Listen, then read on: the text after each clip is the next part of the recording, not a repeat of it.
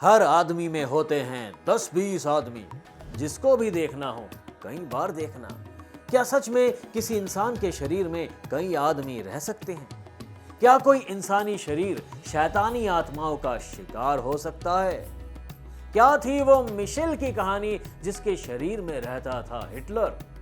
और क्या है एक्सॉर्सिज्म, जिसे विज्ञान कहता है मल्टीपल पर्सनालिटी डिसऑर्डर?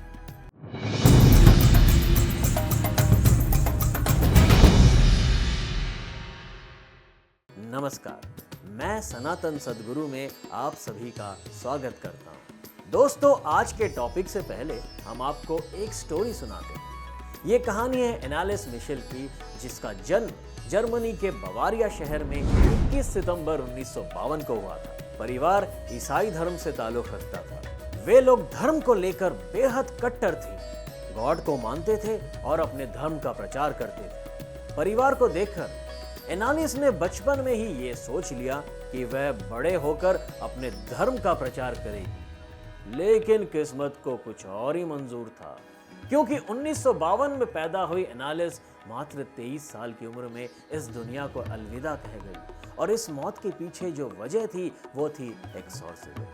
दोस्तों, ये कहानी एक्सॉर्सिज्म की है, जिसका मतलब होता है किसी शरीर के अंदर से किसी शैतान की आत्मा को बाहर निकालना, वो भी धार्मिक कर्म कांड करके, जिसे इंडिया में झाड़ फूंक भी कहते हैं। एक्सॉर्सिज्म को समझाने के लिए हम यहाँ एनालिस मिशेल पर बात इसलिए कर रहे हैं क्योंकि मिशेल की जो कहानी है वो झाड़ फूंक और शैतानी शक्तियों का सबसे सटीक उदाहरण है, जिसके शरीर में एक साथ एक नहीं 6 आत्माएं रहने लगती हैं और तरह तरह की हरकतें करने लगती हैं। इस स्टोरी की शुरुआत हम उस 16 साल की उम्र से करते हैं जब एनालिस टेम्पोरल लोब एपिलेप्सी नाम की बीमारी का शिकार हो गई। इस बीमारी में मरीज न सिर्फ अपनी याददाश्त खोने लगता है, बल्कि उसका अपने शरीर पर कोई कंट्रोल भी नहीं रहता। एनालिस के धार्मिक परिवार ने सबसे पहले उसे अपने धार्मिक गुरु को दिखाया। जब गुरु इस बीमारी को नहीं पकड़ पाए, तब एनालिस को डॉक्टर के पास ले जाया गया।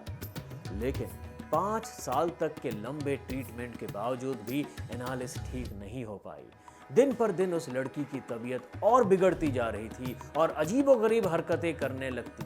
वह तरह तरह की आवाजें निकालने लगती, जिसे देखकर परिवार वालों को ये लगने लगता कि उनकी बेटी को कोई बीमारी नहीं है, बल्कि उसके अंदर किसी भूत प्रेत का वास हो गया है। इन हरकतों को देख एनालिस के माता पिता ने सोचा कि इसे चर्च में किसी पादरी को दिखाना चाहिए।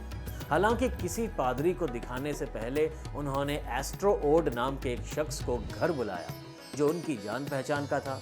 जैसे ही एनालिस ने एस्ट्रो को देखा तो उसने फर्श पर ही पेशाब कर दिया और उसे चाटने लगी। इसके बाद वह पास पड़े कोयले के टुकड़े को खाने लगी।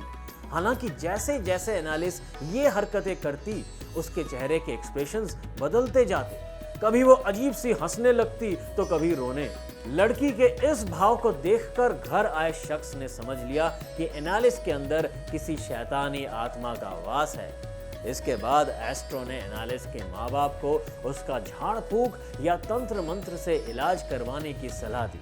दोस्तों, कुछ समय बाद एनालिस के घर वाले उसे 2 पादरियों के पास ले गए, जहां उन्हें ऐसी बात पता चली जिसे सुनकर आप चौंक जाएंगे, क्योंकि मात्र 20-21 साल की उस लड़की के शरीर के अंदर 1-2 नहीं बल्कि 6 आत्माएं रह रही थी। चर्च में 2 पादरियों ने पहली बार एनालिस पर तंत्र मंत्र की क्रिया की। पादरियों ने बताया कि एनालिस के अंदर 1-2 नहीं बल्कि 6 शैतानी आत्माओं का वास है। जैसे ही पहली बार झाड़ फूंक किया गया, उसके शरीर के अंदर रहने वाली सभी शैतानी आत्माएं गुस्सा हो गई और एनालिस की हालत और बिगड़ती चली गई। दोस्तों, जब भी आप राजनीतिक विज्ञान की किताबों को पढ़ना शुरू करेंगे तो आपको एक नाम अवश्य मिलेगा, जिसे एडोल्फ हिटलर कहा जाता है। वही हिटलर जिसे सबसे बड़े तानाशाह के रूप में जाना जाता है, और वही तानाशाह अब उस जर्मन बच्ची के शरीर में रह रहा था। ऐसा हम नहीं, बल्कि ये बात चर्च के पादरियों ने कही। दरअसल दोनों पादरियों ने एनालिस के माँ बाप को बताया कि उनकी बेटी के अंदर 6 लोगों की आत्माएं रह रही हैं, जिनके नाम है नीरो, जो रोमन राज्य के जूडियन साम्राज्य का आखिरी शासक था। दूसरा जूडस इस्करियोट, जो भगवान यीशु का शिष्य था, जिसने महज 20 चांदी के सिक्कों के लिए उन्हें धोखा दे दिया था। तीसरा केन। चौथा हिटलर, जो जर्मनी का शासक और सबसे बड़े तानाशाहों में से एक था। और पांचवा वैलेंटाइन फेलिशमैन, जो 16वीं शताब्दी का बदनाम पादरी था, जिसे शराब पीने, हंगामा करने और हत्या करने के आरोप में रोमन साम्राज्य ने बर्खास्त कर दिया था। और छठवें स्थान पर लूसीफर था, जिसे शैतानों का शैतान भी कहा जाता है। दोस्तों, जब पादरियों ने एनालिस से झाड़ फूक के दौरान पूछा कि तुम्हारे अंदर किसकी आत्माएं हैं, तब एनालिस ने इन 6 लोगों के नाम लिए। एनालिस के अंदर ये 6 शैतानी ताकतें इतनी हावी हो चुकी थी कि वह अपने माँ बाप को उठाकर पटक देती, उन्हें नाखून से नोच लेती थी। एक समय ऐसा भी आया जब कोई भी एनालिस के पास जाने की हिम्मत नहीं दिखा पाता था और सब उससे डरने लगे थे। हालांकि पादरियों के तंत्र मंत्र से उसकी हालत में थोड़ा सुधार तो हुआ, लेकिन ये खुशियां कुछ ही दिनों के लिए थी, क्योंकि 30 जून 1976 के दिन उस पर अंतिम बार यानी 67वीं बार झाड़ फूक की क्रिया की गई, जिस दौरान एनालिस ने कहा कि वे अब थक चुकी है और उसे अब इस शरीर से छुटकारा पाना। और 1 जुलाई 1976 की सुबह एनालिस की महज 23 साल की उम्र में मौत हो गई। दोस्तों, खुद में सरप्राइजिंग ये मामला आज केस स्टडी के तौर पर पढ़ाया जाता है, जिसमें एनालिस की मौत के पीछे डॉक्टरों ने कुपोषण का इलाज बताया। हालांकि साइंस इस मौत को भले ही उस टाइम पर कुपोषण कह रहा हो, लेकिन एक्सॉर्सिज्म को लेकर विज्ञान की परिभाषा कुछ अलग होती है। इसे समझना है तो आप कुछ शब्दों से समझ सकते हैं, जिसमें एक वर्ड आता है मल्टीपल पर्सनैलिटी डिसऑर्डर। अंग्रेजी में आप अधिकतर इस शब्द के बारे में सुनते होंगे। यदि आपको इस बारे में जानकारी लेनी है तो आप फिल्म कार्तिक कॉलिंग कार्तिक देख सकते हैं, जिसमें एक कलाकार खुद को ही कॉल करके खुद से बातें करता है और तरह तरह के सपने देखता है।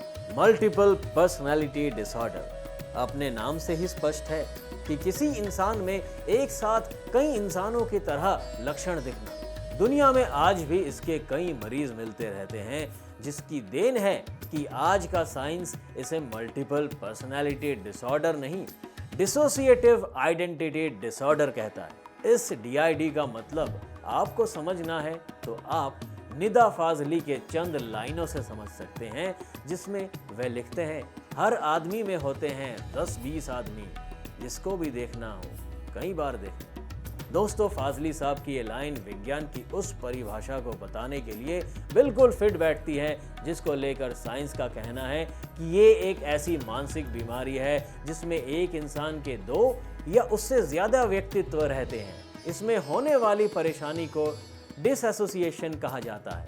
आप कभी कभार कुछ ऐसे इंसानों को देखते होंगे जो केवल अपनी धुन में मस्त रहते हैं। उनके आसपास क्या हो रहा होता है उससे उन्हें कोई मतलब नहीं होता, क्योंकि ये लोग अपना मानसिक संतुलन खो देते हैं। और DID से पीड़ित इन्हीं मरीजों को इंडिया में पागल माना जाता है। इस एक्सॉर्सिज्म को और आसान भाषा में समझना है तो आप झाड़ फूक और तंत्र मंत्र से समझ सकते हैं। हमारे देश में कई ऐसे मंदिर हैं जहां तंत्र मंत्र की शिक्षा दी जाती है। इनमें सबसे प्रसिद्ध मंदिर MP के मुरैना में स्थित 64 योगिनी टेम्पल है, जिसे तांत्रिकों की यूनिवर्सिटी भी कहा जाता है। इस मंदिर में आज भी लोग तंत्र मंत्र की विद्या सीखने आते हैं। इसके अलावा इंडिया के गांवों में झाड़ फूक करने वाले कुछ लोग होते हैं, जिन्हें ओझा भी कहा जाता है। ये वही लोग होते हैं जो किसी भी इंसान के अंदर मौजूद प्रेत आत्माओं से छुटकारा दिलाने का दावा करते हैं। दोस्तों, जो ये झाड़ फूक तंत्र मंत्र की जो क्रिया होती है उसे ही एक्सॉर्सिज्म कहते हैं, जिसे विज्ञान मल्टीपल पर्सनैलिटी डिसऑर्डर या DID कहता है। तो कुछ लोग तंत्र मंत्र और झाड़ फूक को मानने वाले भूत प्रेत या किसी शैतानी आत्माओं का प्रभाव मानते हैं। वैसे आप क्या सोचते हैं एक्सॉर्सिज्म को लेकर? कमेंट बॉक्स में जरूर बताएं, और वीडियो पसंद आया हो तो इसे लाइक और शेयर करने के साथ साथ चैनल को सब्सक्राइब करना ना भूलें।